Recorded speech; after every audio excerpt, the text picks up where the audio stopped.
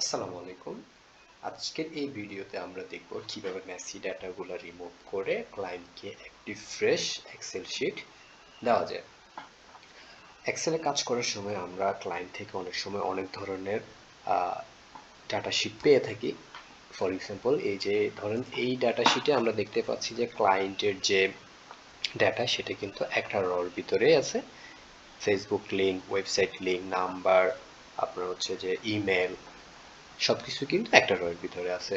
এখন ক্লায়েন্টের রিকোয়ারমেন্ট হচ্ছে যে এগুলো সবগুলো আলাদা আলাদা রোতে নিয়ে যেতে হবে, আর পাশাপাশি হচ্ছে যে এখানে যে ব্ল্যাঙ্ক যেগুলো আছে এগুলা ডিলিট করতে হবে। তো এগুলো যদি আমরা ম্যানুয়ালি করতে গেলে আমাদের অনেক টাইমের ব্যাপার-স্যাপার। প্রায় ক্লায়েন্ট তো আর আপনাকে 100-200 ডাটা দিবে না, হাজার খানিক তো ডাটা দিবে। তো এগুলো করতে গেলে আপনার অনেক সময়ের ব্যাপার-স্যাপার। তো সেই ক্ষেত্রে আমরা একটা শর্টকাট এবং দ্রুত সময় কিভাবে ক্লায়েন্টকে এরকম একটি ডাটা দিতে পারি, হ্যাঁ, আমরা সেটা দেখব। তো প্রথমে আমরা সবগুলো ডাটা সিলেক্ট করে নিব। আপনি কন্ট্রোল শিফট অ্যারো দিয়েও করতে পারেন। হ্যাঁ, করার পরে আমরা এখান থেকে ফিল্টারে ক্লিক করব। ক্লিক করলে দেখুন আমাদের এখানে একটা অ্যারো মার্ক আসছে। আমরা এখানে ক্লিক করব। এখান থেকে যে টিকমার্ক দেওয়া আছে এগুলো সবগুলো আমরা তুলে ফেলবো, শুধু ব্ল্যাঙ্কে ক্লিক করব। কারণ ব্ল্যাঙ্কে ক্লিক করার কারণ হচ্ছে যে এখানে যে আমাদের যে ব্ল্যাঙ্ক রগুলো আছে আমরা ওইগুলো ডিলিট করব প্রথমে।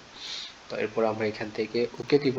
ওকে দেওয়ার পরে দেখুন আমাদের ব্ল্যাঙ্ক যেখানে যেখানে আছে সবগুলো চলে আসছে। ব্ল্যাঙ্ক যে রগুলো ছিল এগুলা, তো আমরা এগুলো সবগুলো কপি করে সিলেক্ট করে রাইট বাটন ক্লিক করে ওকে দেওয়ার পরে দেখুন আমাদের এখানে এখন আর কোনো ব্ল্যাঙ্ক র নেই। তাই আমাদের সেকেন্ড কাজ হচ্ছে যে আমাদের এই ডাটাগুলোকে আলাদা আলাদা রোতে নিয়ে যাওয়া। তো সেটার জন্য আমরা সবগুলা কন্ট্রোল দিয়ে অল সিলেক্ট করে নিব। সিলেক্ট করার পরে আমরা ডাটাতে যাব। ডাটাতে যাওয়ার পরে এখানে টেক্সট টু কলামে ক্লিক করব। টেক্সট টু কলামে ক্লিক করার পরে আমাদের এখানে নিচে সিলেক্ট করা থাকবে, আমরা উপরে এটাতে সিলেক্ট করে দিব, দিয়ে নেক্সটে ক্লিক করব। ওকে, নেক্সটে ক্লিক করার পরে আরেকটা কাজ হচ্ছে, এই যে দেখুন আমার যে ডাটাটা আছে এই ডাটাটা কিন্তু এই যে এখানে ফেসবুক লিঙ্ক যেখানে শেষ এরপরে কিন্তু ক্লোন দেওয়া, তারপরে ইমেল দেওয়া, প্রত্যেকটা ইয়েতে আলাদা আলাদা সেপারেট করা ক্লোন দিয়ে। হয়তো বা ক্লায়েন্ট আপনাকে যে ডাটাটা দিবে সেটাতে হয়তো স্পেস থাকতে পারে, হয়তো বা কমা থাকতে পারে। হ্যাঁ, যেটা থাকবে আপনি সেটা এখান থেকে দিয়ে দেবেন। এই যে ধরেন যে সেমিকোলন, কমা, স্পেস, হ্যাঁ, যেটা দেওয়া আছে। তো এখন আমাদের এখানে ডিভাইড করা হচ্ছে যে আপনার ক্লোন দিয়ে। তো ক্লোনের অপশনটা যাতে এখানে নাই, তাহলে আপনি এখানে আদারে ক্লিক করে এখান থেকে ক্লোনটা দিয়ে দিবেন। আমি দিয়ে দিলাম ক্লোন।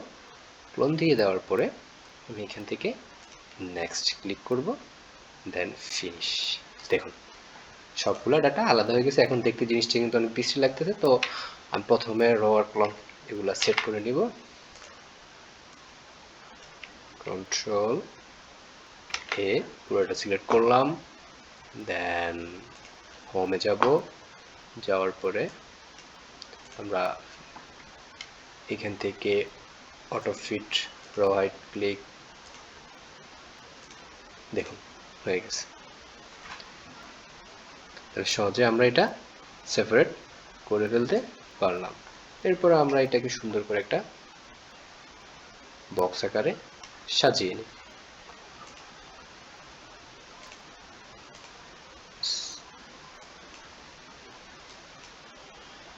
এই হচ্ছে আপনাদের শিট রেডি। আপনারা চাইলে এরকমভাবে কাজটা সহজে করে ক্লায়েন্টকে সাবমিট করতে পারেন। ধন্যবাদ। এরকম আরও ইনফরমেটিভ ভিডিও পাওয়ার জন্য চ্যানেলটি সাবস্ক্রাইব করে দিবেন। ধন্যবাদ।